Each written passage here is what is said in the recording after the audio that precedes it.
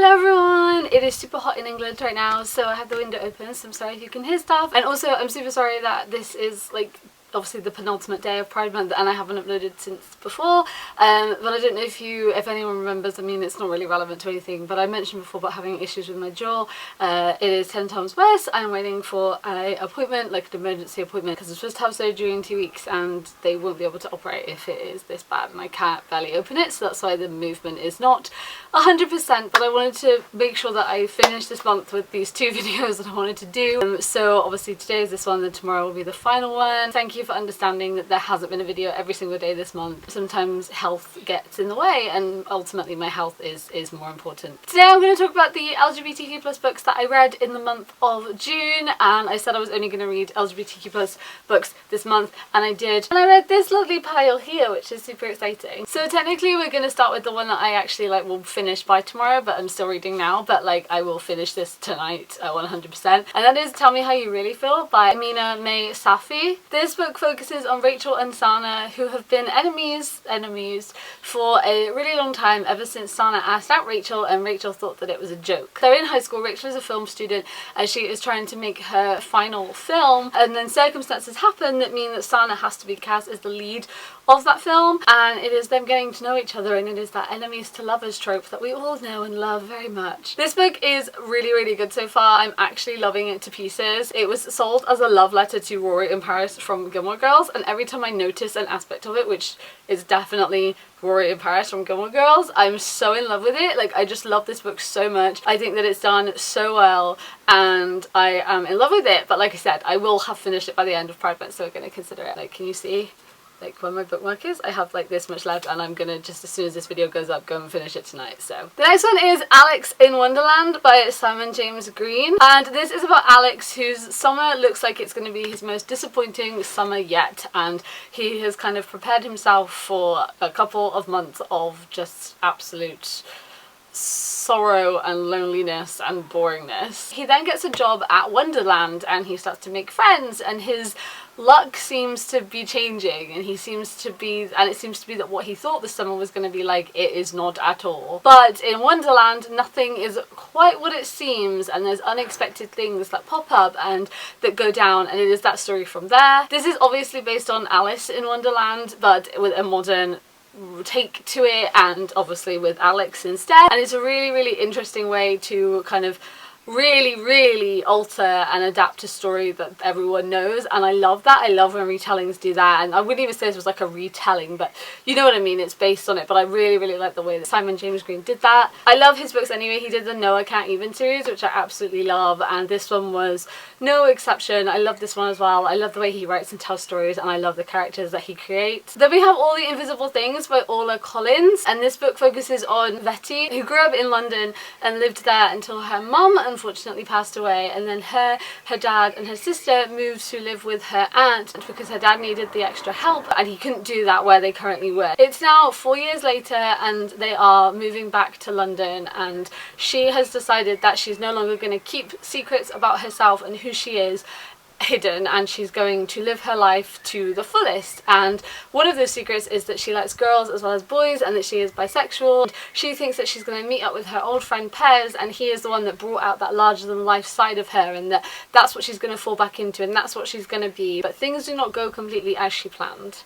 And when she meets Pez, that special connection that they had, the way he made her feel, is gone, and it's like it was never there in the first place, and she starts to think that maybe he's been keeping secrets too. I really loved this story. The things I really liked about this is I don't read many books that are set in England and London, which is weird because I live in England. I just don't tend to do it, especially contemporary books, but it's really nice when I do it because I love seeing aspects of where I'm from. In the first couple of pages they're in Shakeaway and I'm like, babe. It's really cool, and also different aspects of London, and this isn't set in what people would typically see as London. People that aren't from London that write about London, that write about one specific area of London, and it's almost like their book is that picture that you see when you take a picture that has the London Eye and the Houses of Parliament in, and you can almost kind of think they looked at that picture and wrote their book based on that. And also occasionally Shaftesbury Avenue and Piccadilly Circus, which is obviously fine, if that's the areas you want to write about, I get it completely. completely, and I understand if you've never been to London or never lived in London, then you're not gonna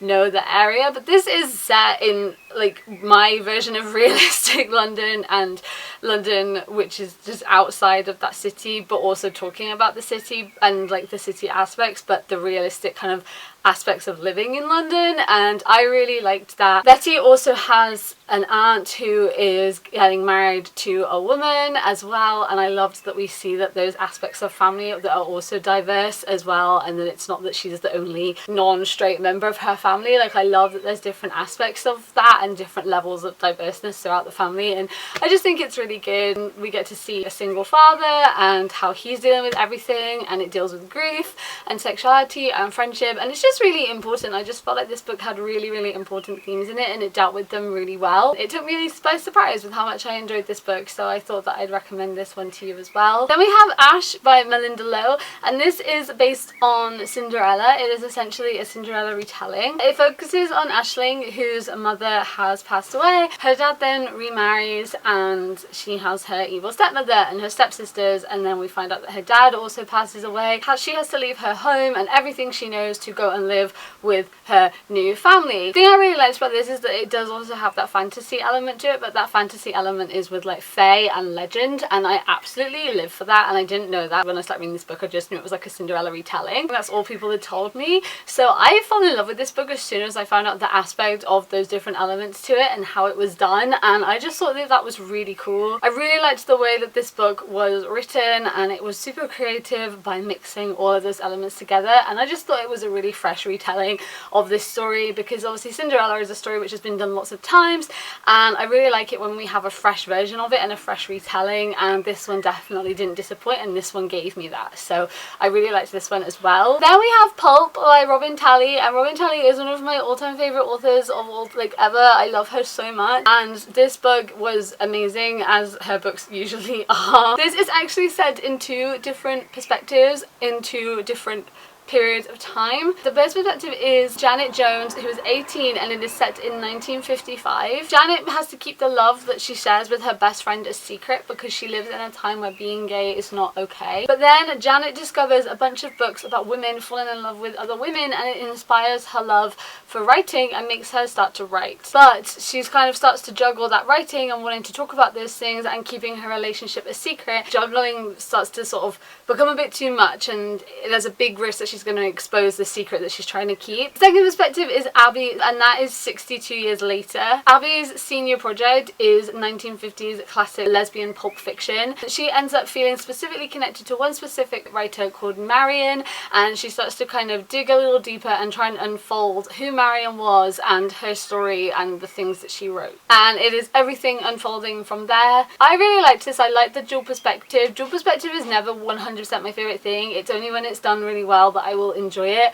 I like it in the like Shadowhunters books, and I like it in the Percy Jackson books, and I like it in a couple of others, but in contemporary ones it's not necessarily always my fave. But I felt like this was done really well, and I love the way that she explored both aspects and both times and the different different elements to the story and to these girls, and I just thought this was done really well. And finally we have Girl Man's Up by M.E. Gerard, and this book focuses on Pen, and all she wants to do is just be the type of girl that she's always been, like, and everyone seems to have a problem with that. If she doesn't wear dresses, she's disappointing her parents. They kind of expect her to dress the stereotypical girl way, because all they think is that the way that she dresses and the way that she acts means she's trying to be a boy, and she's sort of just done with that. She's just done with kind of these stereotypes and the way that people think about certain things and trying to hide who she is, and she just wants to be who she is. And this book explores all of that. I think this book did that amazingly, and I really enjoyed this book. I feel like, again, it explored some really important themes, and it did that well, which is obviously the most important thing, is that these books are exploring these aspects well, and I definitely would recommend this one as well. Wow, how many times did I say well in that sentence? So yes, so those are the books that I read in June. I'd love to know some of the books that you read this month, whether they be LGBTQ+